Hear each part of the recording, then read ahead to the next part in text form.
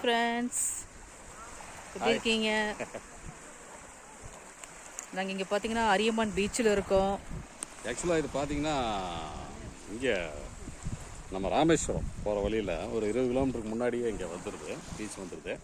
நல்லாயிருக்கு. ஆனால் நீங்கள் ராமேஸ்வரம் வர மாதிரி இருந்ததுன்னா ராமேஸ்வரம் போகிறதுக்கு முன்னாடி ஒரு 20 கிலோமீட்டர்ஸ்க்கு முன்னாடியே இது உள்ள கட் ஆகுது.